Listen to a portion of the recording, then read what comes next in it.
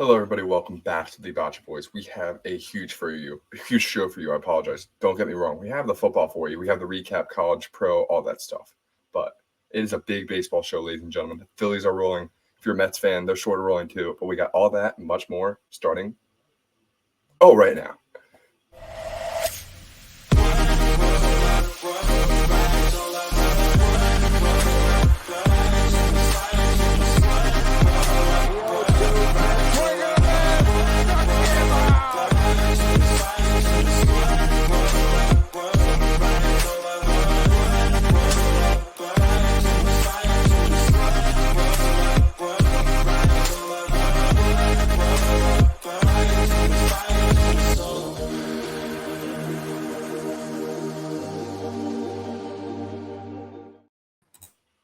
Davis, welcome back to the Bachi Boys. We're getting everybody back in the building. We have a huge show for the people, dude. Huge show for the people.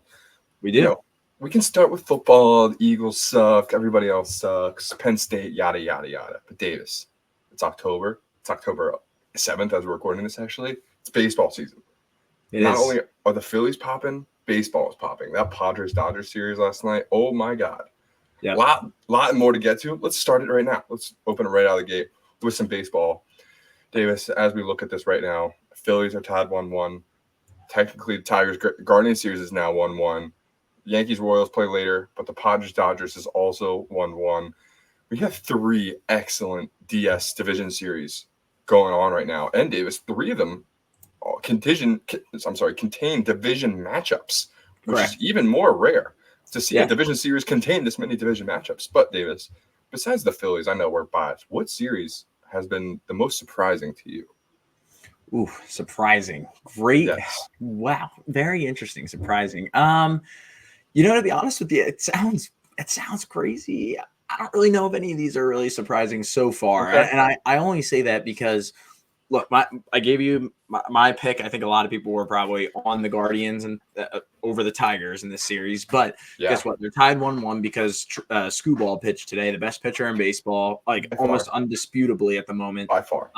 So that series is 1-1. I think Cleveland picks up the pieces and wins this series in the next two games. The Mets Phillies series, I think everyone realized it was going to be really close. Now, I don't know if anyone thought that the most surprising thing may have been the fact that the Phillies couldn't hit in game one, other than the third. And most of game two. Correct. And most of game two. I mean, we went on like a 12-inning stretch where we had one run, which was a dump of a Cody Clemens double in the ninth inning. That didn't mean anything in game one. No. Obviously, we'll get to the Phillies, but game two was electric. Probably the best game in the postseason so far. And then we've got Padres-Dodgers. Look, 1-1. I thought this series could have been 50-50 going into it, but Padres threw Yu Darvish yesterday. Dodgers threw Jack Flaherty. Jack Flaherty's had some issues recently, especially health-wise. He hasn't been super healthy in the last few months since the Dodgers acquired him at the deadline. So I think 1-1 makes sense in that series. But I'll say maybe the most surprising series at the moment, I'll go with the Yankees. I mean, I know they're only up 1-0, but I think we're going to see some fireworks here tonight with Cole Reagans on the mound for the Royals. I know Garrett Cole pitched all right in that game. Actually, I didn't watch, but it looked like an electric game. It was going on kind of at the same time as the Phillies. It was like 7-6 or something. Score. It was 6-5, I believe, and they both teams were kind of trading blows back and forth. But I'll go with the Royals for hanging around. And now they have their number one. They ended up pitching Waka in the first game, and he's definitely not a part of their 1-2 punch. So now you're about to see their 1-2 punch tonight. Reagans and Lugo tomorrow. Starting with Cole Reagans tonight, going up against Carlos Rodon, a guy who's had many issues. He's pitched all right this year, but I'm not a huge fan of him. So I'll go with the Royals and say I think it's going to be the most surprising because I do think the Royals still will win this series. Yeah, I mean, that would be huge if the Royals can pull off an upset like that over the Yankees. But before we get to the Phillies, Davis, I just want to mention something that happened in the Padres-Dodgers game last night that, a lot of people would throw sticks and stones and try and break our bones if we were Philly. Throwing baseballs at the outfielder. I know they missed profile, like they're trying to throw baseballs at him, but terrible fan behavior from the Los Angeles faithful. I mean, seriously, I know the Padres are a bitter enemy, so you do like to see that kind of passion, I guess. But if Philly did that, you would Not not like hear that. the end of it. Seriously. Yeah, I mean, look, I texted you guys last night in our group chat saying, "Hey, Yeah. anybody who's not watching this game has to turn it on right now," because Mhm. there was a 15-minute stretch where there was not a single pitch thrown because there were about 24 security guards on the field. They actually had to like evacuate the outfielders to move into the So weird. infield. It was very strange. And you know what? Yeah. It all stems from Jerickson Profar robbing Mookie Betts of a home run in the first inning, which was Sick. electric. Fox Sick. actually put up the home run like ticker basically because Profar just kind of stood there looking in the stands. It looked like he went out. It didn't look like he caught it. And then he turns around, throws it in the infield. I mean, that's got to So be cool. the most badass thing to possibly do as an MLB player. And it all 100%. stemmed from that. Because the Yeah. fans started getting real rowdy because Profar turned his face and kind of showed face to the fans and showed him up a little bit. But good for the Padres. 100%.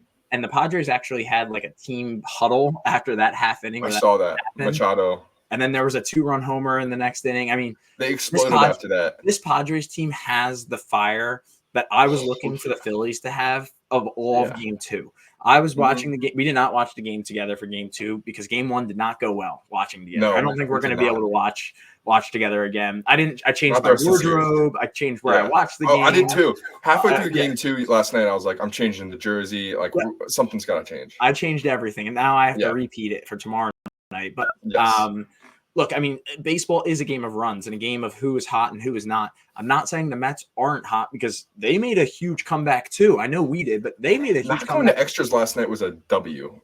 Yeah, I mean, Vientos hitting that home run in the ninth. Vientos might be the hottest player in baseball right now, but the Phillies do have that spark now. We had it on the third pitch of the first inning in Game 1, and other than that, we got shelled. We could not hit, and then the bullpen let go of a tremendous Wheeler outing. That was brutal, man. I think the rest of this series is going to be very fun to watch. I think both the NL series will be really fun to watch. You're right. It's baseball season. It's crazy that we're gearing towards week 2 in August in October at the moment. And the first thing we're talking about on the pod is baseball. And by the way, a lot of other podcasts talking about baseball like this too. Like these matchups are really good. They're worthy of starting podcasts off and lots of conversations. Like, that Dodgers Padres game, kind of wasn't the best game, but that moment we're talking about was huge because the Padres went on a tear. They had they tied the postseason record for 6 homers in a game, which, the Phillies helped tie 2 years ago. So we know what a team like that can do. So it's scary, Davis. Watch out for the Padres. Agreed. But let's go to the Phillies now. We already kind of hinted on it. Game 1, terrible. Not great. Wheeler pitched his ass off. All hats off to him. Sucks wasting an outing like that. Schwarber's early home run was great, but after that, the bats fell silent. And, we had that 1-0 lead going into, I believe, the 7th or 8th, but it felt like the dominoes were going to fall. And boy, did they. The Mets scored 2 or 3 in the 8th. And I mean, there wasn't anything to answer after that. And then yesterday it started sort of similarly, like it's 3-0 sort of quickly. And it felt like the game was getting away from us, but Bryce Harper is Superman did it again. Fill in the blank, but Superman is probably a good word to use there. I mean, he propelled the team. He woke them up, whatever adjective you want to use. He is that. He is so freaking good because right after that, you saw Cassie hit a homer. You saw everybody got into it. Cody Clemens had another nice hit last night. Bryson Stott's bases clearing triple. He had 2 hits last night. You'd love to see guys like Bryson Stott getting involved and Cody Clemens for that matter, because 2 guys that really haven't really contributed much that year, and one of them's a starter, so not great. 100%. Yeah, but it was nice to see Trey Turner get 2 hits, but that's a guy we need to see more ribbies and runs being generated from because we're paying him as much as we're paying Bryce Harper. People forget. So, agreed. It just means he's due. I mean, I was saying, 100%. I know we didn't watch last night, and we actually really haven't talked at all about the game together other than right now. Fresh on the pod. Which is very weird. Usually we have a long discussion. We figure out what we're going to talk about. We're saving it for the podcast. Today we're saving it for here. Trey Turner's due. That is my mentality as a baseball fan. He's due. And it felt like Castellanos was due. And, I know a lot of our listeners are going to be Philly fans and watch the game and are huge Phillies fans. Something happens in the postseason where Harper just turns it on. And you saw, I know he it's like the Winter Soldier activating in his brain. Yes, and I'm not saying game one was tremendous. I mean, he couldn't ask for much more. He had 2 walks, he had a double, went 1 for 2.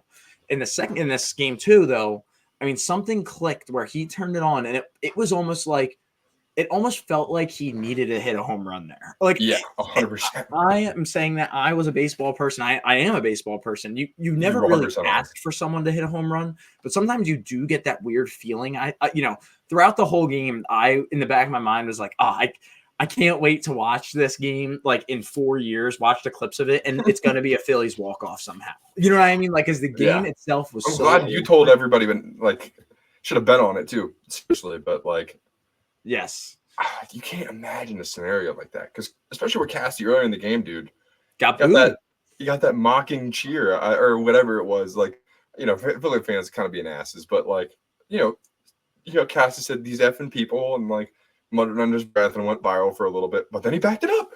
So do that. Bullying works. 100%. I mean, we've seen it twice now. We've seen it with Alec Bohm. Making a documentary out of the Trey Turner thing. So correct. We saw the kind of sarcastic, but also pick me up for Trey Turner, the round of applause that bolstered the second half of his year last year.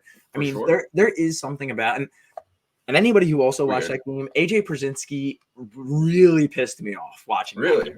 His commentating was atrocious.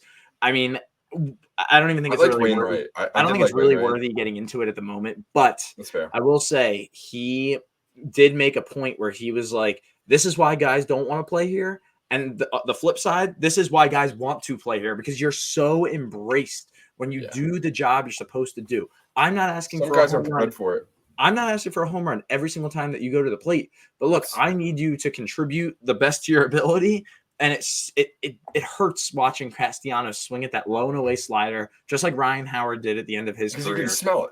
You can smell it's coming. And look, his first home run was off of a poorly located slider. It was still low and away. It was just in the zone. So these guys were due. And look, we still have Aaron Nola going tomorrow. So yeah, I mean, was going to be my next point is like, how long do we need Aaron Nola to go tomorrow? Because obviously it'd be great if he can go 7 or 8 or 9 innings, but like the bullpen's been shaky. So how long can you really ask for a guy like that when, he's pitching in the middle of the series too? Like, this is probably it for him, right? At least in the NLDS. Absolutely. Yeah. I mean, that's also where I feel like there's a chance they could. I mean, I'm not saying he's going to pitch like Wheeler did. Wheeler, I'm pretty sure, threw 112 or 111 pitches. He 1 hit too. Yeah. Like if Nola is dealing and he's shoving, I want him to throw 110 pitches because there's no reason to take him out to put in, Tanner Banks or someone of these guys. Yeah, I mean, Strom hasn't looked great. I liked how frustrated he looked, though. I like that he showed the frustration on camera. But I think Aaron Nola is going to go as far as, Topper lets him. I think that's, there's no short leash here, in my opinion. Yeah, and they're going up against a tough matchup. I think Sean Bonea for the Mets, who, not a prolific pitcher anymore, but a veteran dude who can get it done in the playoffs. And, that's just enough for a team like the Mets who, like, they just need to keep you to 1 or 2 runs and make sure the bullpen stays in the game, which they have in the past. But, I think that game 2, getting those runs at the end, winning obviously, but just especially avoiding extras was a huge momentum shift for this team because I think this Mets team can hit forever, unfortunately. Yeah, I mean their 2-strike hitting has just been. I mean, it's been annoying. It's been so good. A regression is possible. You know what I mean? Like 100%. They cannot hit like this the whole series, and the Phillies, obviously have had these magical moments. That's not going to happen forever too. That's why game 1 we saw that fade, and that moment never came. We were all waiting for. And game 2, that moment did come, and the Mets are still hitting 2-strike pitches. Like Barry Bonds is at the plate, seriously, and not only Barry Bonds, they're all singles. Vientos did hit 2 homers, but game 1 they had 8 hits and they had 8 singles, and they won the game. They crushed us. So I mean, this series is going to be a lot of fun, unbiasedly. But as a Phillies fan, you have to be stressful. It's stressful. And fun stat for you before we move on: the Phillies have never won a series before after dropping game 1. So let's make history. Like in any series, nope. Ever? Let's make history is 100% how you have to kind of approach this. It's not a good stat. I don't like that stat. But we won game 2, so now we've just moved to a 3-game series. I know, but that's making me feel uncomfortable. I don't. It's just an interesting stat. I don't like that stat. I don't like how it makes me feel. It's a fun stat. That's what I need to go for a run after hearing that stat. Oh. Ugh. All right. A stat's a stat, man, and baseball's got a lot of them. I know. Yeah, it's time to make history. Records are meant to be broken, right? Yeah. Well, come on. Yeah, absolutely. Come on. Yeah. All right. So, any last predictions on baseball? Again, I'll tell you right now, I can't pick a win. I feel like I cannot pick a winner of the Phillies Mets series. And I'm not saying that unbiasedly. It feels 50-50. It really does. But give me the Padres, give me the Royals coming back from a 1-0 deficit. That game's probably starting right about now. Yeah. And give me Cleveland to clean up the mess that they made today by not hitting Skubal. So those will be my 3 winners. I refuse to give a winner to the Phillies Mets. My only prediction is I hope the Yankees beat the Royals because this could be a really tough World Series matchup. Yeah. 100%. The ratings last year were bad. So, I don't really care that much about the business of baseball, but it'd be nice if, New York could play New York or New York, LA, New York, Philly, If it was a Yankees City, Philly World Series, could mean World War III, I feel. Imagine Detroit, San Diego. Oh. Yeah, that'd be gross. Oh. That'd be gross. Subway Series. I mean, we don't want the Phillies to lose. Yeah, 100%. That would be crazy. But our buddy, our non-listener, and I blame him for it every day of my life. Matt Stiers is a Yankees fan. You heard me right. To Ryan Brake, Steve Volrath. Matt Stiers is a Yankees fan. So get on him for it. Text them. Tell him no. Royals are going to win. Cole Reagan's Bobby Witt's coming for you, Matt. 100%. So we've already been talking all year about. What are we going to do with the World Series when they match up? Do I have to go to his place for away games? Does he come over for home? We got to figure something out. Let's get there first. I know. We thought this was happening 2 years ago. Come on. Let's get there first. Yeah, let's get there first. All right, let's move on to college football this week, Davis. I think we wrote this week off last week as just being a no nonsense or nothing week. No, you don't have to watch. We were wrong. Yeah. I think everybody was wrong, but we were wrong. So Vandy beat Alabama, pretty crazy. Vandy has their first top 5 win against an AP ranked team ever. I think it's the first time they beat Alabama in 23 to 24 years. Crazy stuff. Crazy stuff. Vanderbilt now 1-60 against top 5 teams all time. That is a disgusting stat. But they just got that win, so shout out to them. That feels like a Penn State stat right there. It feels like. Oh, yeah. And then because of that upset, we kind of forgot about this one. I didn't talk about this one. Arkansas beat Tennessee. Yep. Arkansas low-key 4-2. Shout out to Sam Pittman and the Razorbacks. I don't think they're going to win the SEC championship. I was just going to say, they're not back, but look. But good for them. You're seeing on this list here these 4 upsets on the top. I know the bottom one, the Friday night game UNLV, but these 4 upsets, home teams, man, home field advantage matters in college football. Davis has been saying it, and it doesn't apply every single time, but it applies a lot. Correct. In Washington beating Michigan, that was a huge win for Washington. Just being the national champions is massive. I know that they're not looking great, but that Rutgers game last week was so ugly. They could be sitting here 5-1 if a couple plays went their way. So watch out for Washington. Penn State might have a game on their hands in a couple weeks. Speaking of games Penn State might have in a couple weeks, next week they have USC, who just lost to Minnesota. Crazy loss. Minnesota is not very good, actually. 3-3. So 500, but first Big Ten definitely a down year for Minnesota. It sucks for USC. Not really though. And then Syracuse beating UNLV. Not really upset, but unranked beating ranked. Shout out to the Orange and Syracuse. This is a barn burner. Went to overtime. Davis, you watched the end of this. Great Friday night game again. Friday nights have that Oregon-Michigan State game wasn't, tell me about it. Winning wise wasn't electric, but if you had either side against the spread, it was an electric game because it was tight the whole fourth quarter. Ethan and I were on the wrong side picking Oregon. Yes, that was brutal. Michigan State kicking a field goal with 10 seconds left. Loved Oregon minus 22.5. I should have never listened to him. Yeah, they kicked a meaningless field goal with 9 seconds left on the clock to push it to a 21-point game. But I will say Syracuse, though, wow, that was one of my picks last week. Kyle McCord is legit, and he threw the ball almost 65 times this game. This is a fun team, the Syracuse team. And again, goes back to our future from a few weeks ago. Syracuse to have more wins than Wisconsin coming into the year. Our lunch bet has a huge game this week. Rutgers plays Wisconsin this week. So I don't know if you remember that lunch bet, but we have I do. We have a big lunch bet coming this week. Yeah, seriously. Wisconsin losing to USC might have killed it, to be honest, but it is what it is. I agree. But Davis, let's circle back real quick. Bama losing to Vandy. Bama was number 1. They're coming off a massive win last week off the Georgia Bulldogs at home. And they go to Vanderbilt and shit a brick, for lack of a better phrase. I mean, they turned it off completely. They scored 35 points, whatever. They were non-existent. What does this mean for Alabama? I know this is the new 12-team playoff. One loss isn't going to kill them anymore, but like they dropped all the way down to I think 7 in the poll. Like, really not a good sign for them.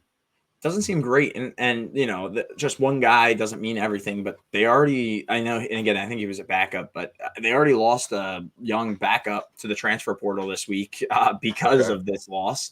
You know, that's the whole thing with NIL these days. Look, I mean, you know, all these guys want to go to the school that's going to pay him the best, and as long as Alabama does that, look, they'll stay a powerhouse. But this Vanderbilt team played with a lot of heart. They, you know, Diego Pavia, the guy on the screen right here, the quarterback, just what an animal, played his mind out. But he looked like Johnny Football out there. He did kind of look like Johnny, and they actually put up a graphic before the game did. That's why I said it. But of Johnny Manziel's stats against Alabama when he won in there. I believe that was 2013 or 14. But you know, this is a new era for Alabama. Look, I mean, Nick Saban took some terrible losses. He lost to University of Louisiana Monroe in 2007. There's going to be shakeups, especially with a new, younger head coach with Alabama that they just have to build around. So if they have the confidence in DeBoer, I have the confidence in Alabama, but I just need to see that proven first. I also saw a thing that Alabama's locker room was the coaches were putting mouse traps all over the locker room all week. Saying trap game could be a trap game here, and it was. So I mean, so those players walked right into the trap. Oh my! Not a good look, but yeah, definitely shocking to say the least. That you know, the stats prove that this was almost not possible. But in sports, anything's possible. I mean, 2 weeks ago, Nick Saban was on Game Day or Pat McAfee show making fun of Vandy. So like. Vandy's got to feel good. I think they played that same clip on the field in the stadium, like right after they won too. So like, shout out to Vandy. That's such a cool win because you know they have all the receipts in the world they can unload because people have been making jokes of Vandy for too long now. Yeah, so good for them. And then also just want to get your thoughts more on Tennessee losing because they got all the way up to 4 and they were really getting touted highly. Yeah, they were. I mean, they were seen coming into this game as the best offense in college football, and it showed that. Look, Arkansas isn't dead. I think a lot of people had kind of thought, you know, kind of pushed Arkansas aside to the bottom of the SEC. Which I think we did at the beginning of the year, by the way. For sure. And I'm not saying I still do. I'm not saying they're, you know, they've jumped up tremendously. It's just one of those, hey, look, this is what worries me about Penn State. It's the new SEC. This is what worries me about Penn State is that, look, any team can lose on any given day. So, you know, these trap games are real. I mean, we played a one-score game against Bowling Green at home. It happens. You're not going to win every game. You're not going to win every game by 50 points. So there's going to be humps and hurdles. But you know, if you don't find a way to win, Tennessee clearly did not. They didn't score any points in the fourth quarter. They actually had no points in the first half. I think that only scoring in the third quarter is brutal. There are definitely building blocks here, and if Tennessee wants to assert themselves to the top of probably the best conference in college football, I need to see a little bit more. Yeah, it was a very interesting weekend.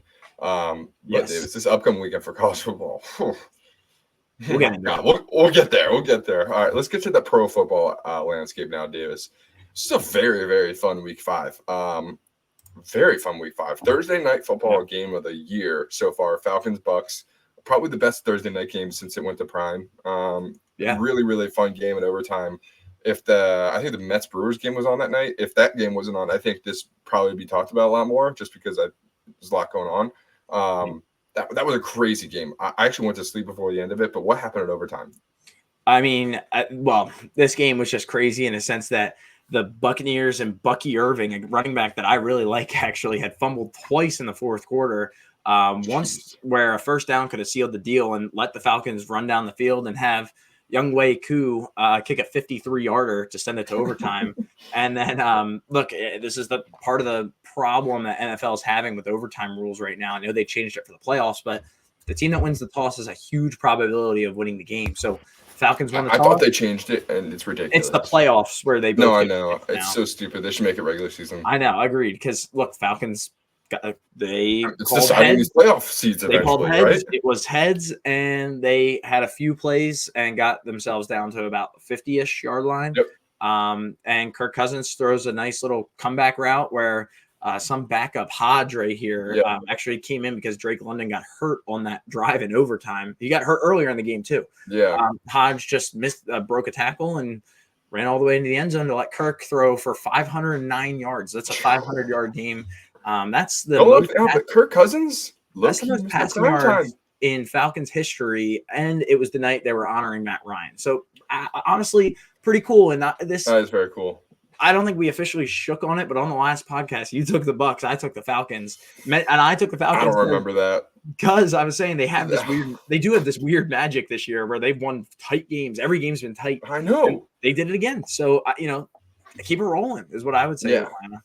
That division is weird, to say the least. But shout out to those two teams at the top of it. Next game of the week. Oh, my God. Ravens-Bengals. I thought this game was over like 3 times. So much so I walked away from the TV a couple times because I thought it was over. And David my brother told me that after that the Ravens won. And then so crazy I had to go back and rewatch the highlights today. I mean, seriously. Lamar Jackson might win the MVP again this year. He's that freaking good. The Ravens look like a tank. I don't know what happened in their first 2 weeks that they lost because, their defense looks good. Derrick Henry can't be stopped. Lamar Jackson all over the place, even when they had 3 terrible snaps in the second half. One of them he threw for a crazy touchdown to Likely. The other he jumped on. The Ravens got lucky, but they are also really, really, really good. And they're playing the Commanders next weekend, and that might low-key be a really fun game. Correct. Yeah. I mean, we don't have the Commanders up here, but they took care of business this week. They dismantled Cleveland. Yes. Yeah. So, agreed. I came into the year thinking the Ravens were going to have a downish year, losing their defensive coordinator. And look, the defense didn't play great. They gave up 38 points. But it's Joe Burrow. You're not giving up 38 points. Also, Joe Burrow balled out. Yeah. He had one mistake and it cost him. Yes. So, this was game of the year. Either team could have won this game. There was horrible clock management at the end of the fourth quarter for Cincinnati, or maybe it was overtime for the Bengals that are bad play calling that let the Ravens get the ball. And it felt like, this game was just crazy in a sense, as we were actually kind of close to a tie too, which actually would have been wild. But perfect for these teams. You said Thursday night was game of the year at that point. Agreed. And I think that this game actually probably overtook that as game of the year. 100%.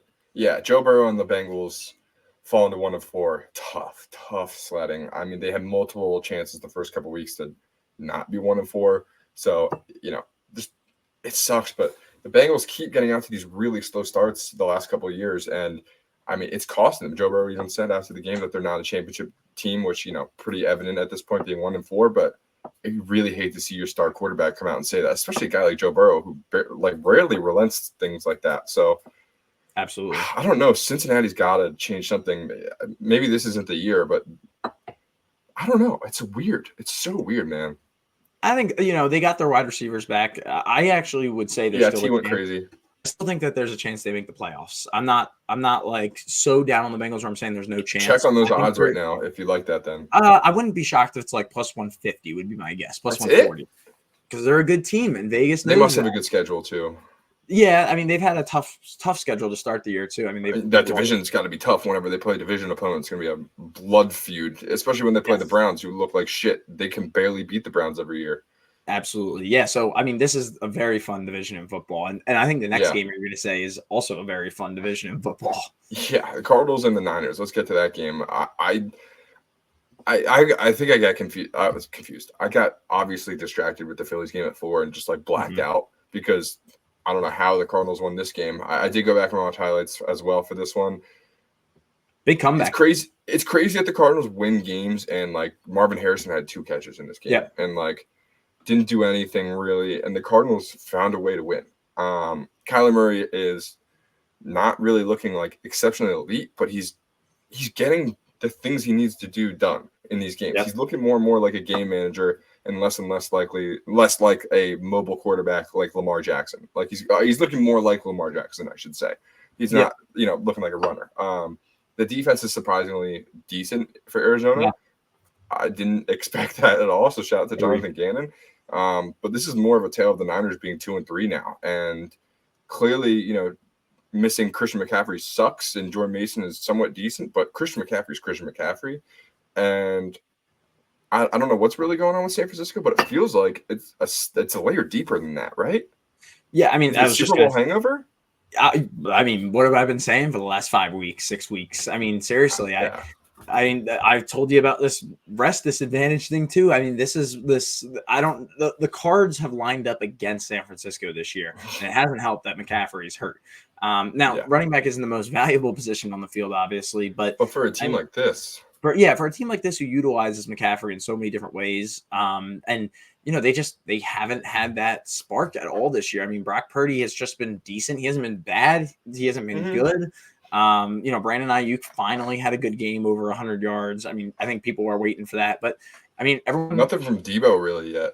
Yeah, everyone saw that first week against the Jets, that dismantling of the Jets, and was like, wow, this 49ers team is really back here. And yeah, now the Jets kind of suck, and the Niners, it shows that, hey, maybe that game didn't mean that much, actually. So, Niners are really struggling 100%. Yeah, we'll get to the Niners shows in a couple minutes. This next game, though, the Colts and the Jaguars, what a stinker I thought this was going to be, and it did not turn out to. Also, fun fact, the Colts have not beaten Jacksonville in like 10 years. Yeah. I wish I knew that before the game because I may or may not have taken Colts money line. But, dude, also the Jaguars rocked the sickest – I mean, not sickest. Or I guess they're pretty sick, the throwback uniforms. Yeah. They're not as throwback. They were just – I remember them being the generic home and aways. Right. Yeah, this was a fun game. I mean, I like Joe Flacco, man. Joe Flacco's a valuable quarterback in this league. The Browns should have kept him clearly. 100%. But I think this was a tale of the Colts defense being bad and Jacksonville getting their first win. They were due. So they really do. I threw it up there because Jacksonville had, first win of the year, and just a weird divisional game again that just turned out to – and not going to lie to you, too, it's very interesting. Jacksonville was favored by 3.5 points in this game, so the Colts still actually covered. A winless team favored. That makes sense, right? I don't know. Who knows? Vegas knows, I guess. Crazy. Yeah, Vegas always knows. Don't ever argue with Vegas. All right, on to the last game, Cowboys and the Steelers. An all-time classic rivalry. Kind of forget about that, but the Cowboys pulled this one out, man. Unfortunately, this one didn't get underway until like 9:45 Eastern time. A lot of lightning and weather in Pittsburgh, so I actually didn't watch the fourth quarter, but I watched the highlights this morning, and it seems like Steelers had every opportunity to win this game, no? Yeah, so I'm not gonna lie to you, I did the same thing. I was way past my bedtime, so I did not. You don't even work anymore. I didn't. You're currently. He's between jobs. Thank you for clarifying. Yeah, between jobs. Yes. Yeah, the Steelers definitely had a chance to win this game, and I mean Dallas squeaked out another win. They barely beat the Giants last Thursday night, and the primetime Cowboys are back, I feel like, and I don't know, they're just riddled with injuries right now too, so I can't trust them, but at the same time I can't trust the Eagles, and Eagles didn't even play this week. As I said last week, I think this was a huge week for the Eagles, even though we didn't play a game, but the Commanders have to start scaring me at some point. Yeah, I've been there, done that. We play them not for a minute, but we play the Browns next week, who they just crushed. So I feel like that's a pretty good measuring stick of how we'll measure up to them. And I'm not really looking forward to that because the Browns feel like a team that we should win by at least 10 points, and I doubt we'll do that. Well, we're an 8.5 point favorite, so keep that in mind. Yeah, definitely taking Cleveland plus 8.5. Makes sense. Does the Cowboys win do more for them, or does the Steelers loss do more for them? I think the Steelers loss, to be honest with you. I mean, I know the NFC East looks on paper okay right now because of the way the Commanders are playing, but I mean, this NFC North, every game counts. I mean, seriously. So the Steelers have a ridiculous schedule to end the year. They play Really? their Okay. last 7 weeks. Like they play the Bengals, they play the Ravens twice, they play the Eagles, they play the Chiefs. They play like basically the best 6 teams in Baltimore football. twice, let alone that's already tough. For sure. So Yeah. every win matters for the Steelers right now, and Yeah. I think that Okay. if they have playoff aspirations, We're gonna see Russie soon. I hope not. I'm actually okay with the way that Justin Fields. I know he didn't play Yeah. super well last night. He didn't make any mistakes though. He Russell didn't throw Wilson any- is bad. What are we doing? Like the broadcast was like teasing Russ most of the time I was watching, and I was like, oh my god, he's I don't not know. good. There's something Mike Tomlin knows something in there. They wouldn't have gotten Justin Fields. That's if, true. They had no concerns about Russell Wilson. So they clearly went and got a very competent backup to starting quarterback in Justin Fields. And For look, sure. he's 3-2 with them, and they've played a tough schedule too. Let's not forget they beat the Falcons in week 1. The Steelers team is another that feels like if the defense stays alive and their offense doesn't commit turnovers, they have a shot at making the playoffs this year for sure. Yeah, it would be nice to see them back in the playoffs. It's been a minute. But dude, let's get to next week's session. We are gonna have. Oh, before we do that, we got your picks. But we are gonna have a podcast later this week to go through the entire week coming up. So before we give you just the appetizer this week, Davis, you're starting to keep track of those picks, and we got them up on the screen now. Let's walk them through it. You're 4-1-1 last week. Pretty good, man. Pretty good. Not bad on the pod last week. I definitely want to keep track of these because I feel like a lot of times I come on and I'm like, oh, I was on this last week or I lost. I'm forgetting to bet these things, so people need to know if you're hot or not. For sure, I forget to bet these too, and so because we do the podcast on like a Thursday, and then Sunday morning rolls around, and I'm like, oh, Jets money line, like I look so juicy. So me making smarter picks on the podcast, making myself look a little better. I want to throw this up here and keep track of it every week because I want you to know whether I'm hot or not. Because I know I need to know. I'm forgetting. I know you need to know that for sure. So some of these make sense though. The under in the Dolphins Patriots game, everyone's probably looking back, being like, "Why did I bet the over?" Like the total was so low; it was 36. You bet that over, you're a psycho. That's why, because the total was so low. The Ravens -2.5. Crazy cover. Barely got that one. Pitt over UNC. That game was crazy too, actually. But Pitt pulled away late. Okay. Called the Nebraska Rutgers game a push because I took Rutgers +7. It's showing here that the best odds for Rutgers were 6.5. But if Nebraska 6-7, but it was 7 on Caesars, so I'm calling it a push. Calling it a loss. I gave 7 on the last podcast. Michigan, I picked Michigan. Wish I had gone against wish I went with my advice. Pick the home team usually in games like this. And this was a sneaky line. A top 10 team in the country on the road, a dog. And I took the dog at +2. It did not work out. But Florida over UCF. Florida looked good. I didn't watch this game. I watched a little bit of the highlights. They didn't look bad. But UCF got dismantled by Colorado the week before, and that did not impress me very much. So I went with Florida, but we'll start keeping tabs on these. Yeah, I like it. 4-1-1 is a great way to start off the record starting process. But let's preview next week's action, Davis. Give me your picks on the left side. Yeah, we have our lunch bet game. I feel like I have to put it on here. 100%. It's very obvious that I'm going to be taking my pick of Rutgers here. Go Badgers, baby. Come on. Rutgers looked really good. Look, Wisconsin had a huge win against Purdue. Purdue's not very good, but they haven't lost to Purdue in like 20 years or something. Yeah, something crazy. So I'm going to take Rutgers here, though. Again, they just beat Washington 2 weeks ago. I know it was at home. It was on a Friday, one of those Friday night games, but I think this Rutgers team can do it, and they're going to pound the rock. And I think that they can pound the rock all the way to covering this -2.5 number here. I like it. I like it a lot.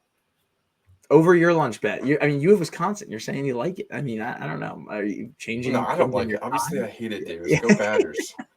49ers Seahawks. I'll save this one because I see you have a pick of the week down here too. So I do. We'll see what's up. Cardinals Packers. I'm going to take the Cardinals here again. I took them last week. They weren't a part of my picks of the week, but I'm going to take the Cardinals +5.5. You're getting a plus number on a hot team that their offense has looked solid, and we've seen the Packers. They won this week against the Rams, but a very injured Oh, Rams. yeah, ugly win. But That pick that he threw in the end zone, that was almost a safety. Love. look, Jordan Love has not been taking care of the ball. He's Very not well. the guy that beat the Cowboys last year yet. Correct. So I'll take a plus number almost anytime you give it to me on on a game like this. That's fair. All right, my pick of the week. Taking Niners -3. I think that you have Seahawks +3. Is that correct? I do. Yeah. So the reason I took Niners -3, I think the Niners are freaking due for a win here. Also, the Seattle Seahawks defense is low-key really bad. Like they Jared Goff. Jared Goff is really good. He went 18 for 18 in that entire Monday Night Football game, diced him up.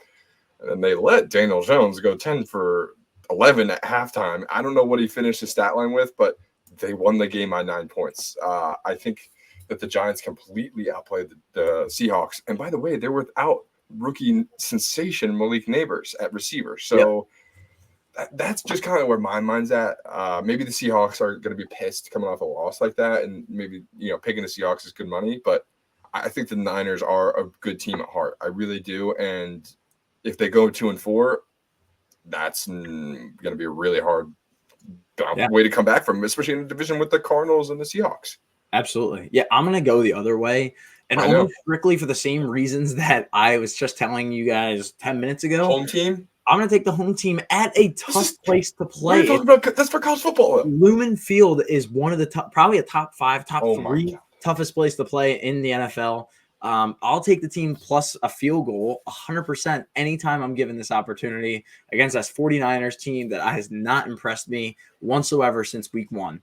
I still think the Seahawks team can definitely play. Look, their defense did not look great. The defense didn't look great against the Lions either, but I think the Lions are a good team, and I think the Giants can be frisky. That's what I said against the Thursday night game against the Cowboys. And look, they're confirmed frisky. Correct. They did not have Malik Neighbors, but they had a crazy outing by their backup running back, the Tracy or whatever his name is. Tracy Jr. had like 130 yards. Darius Slayton had over 110 yards. I mean, when you're not going to see that all the time. So the Niners upgraded every single skill position you just mentioned. That's all. For sure. Maybe not better running back. Who knows?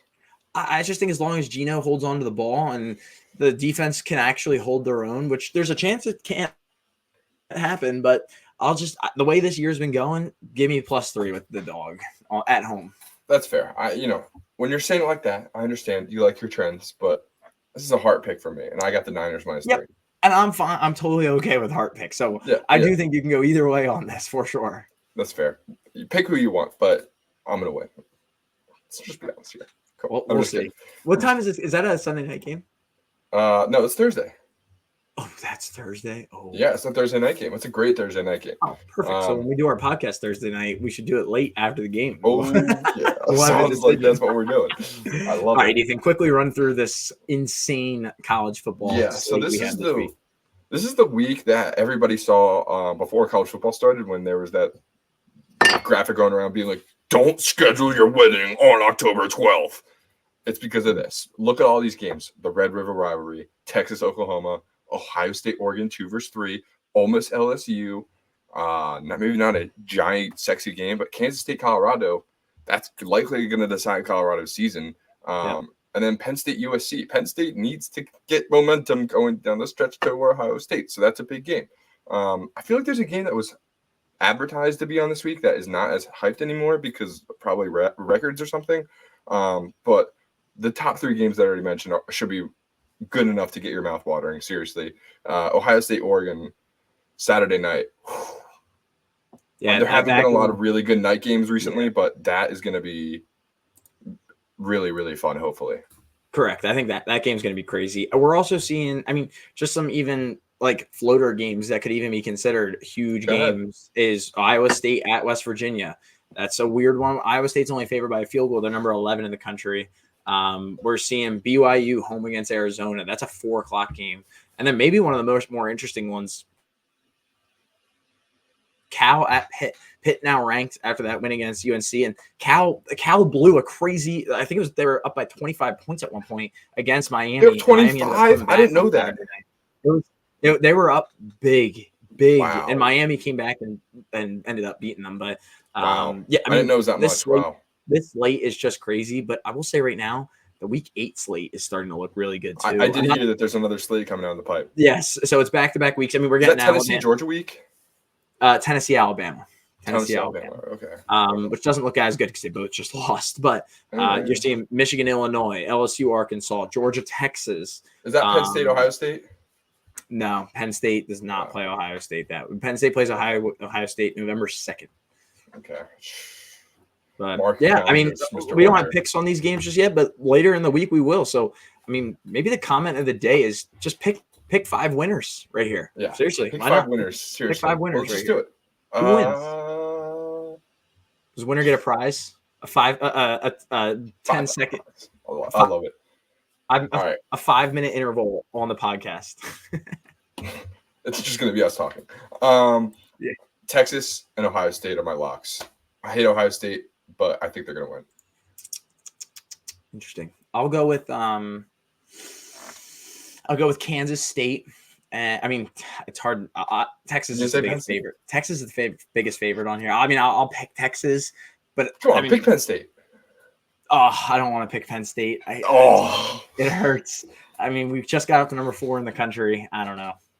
We'll see. Last time we were at 4 in the country, we lost to a certain gopher. So, well, we lost to Iowa too when we were number 4, like 3 years ago. So that was fun. Sean Clifford got hurt in the first quarter. Thanks for reminding me. I forgot about that one. Yeah, so nothing really good happens whenever we make that top 4, but hey, things can change. New year, new Jimmy. New year, new Jimmy. Who are we playing this week? Goodbye? Huh? Oh, Jesus. USC. USC. This is me forgetting because USC sucks. I did it on purpose. I know. I'll pick Kansas State, and I'll pick Ohio State too. I think that Oregon has not been extremely impressive, but I'm totally. That could change though. That's without research, so that could change by Thursday.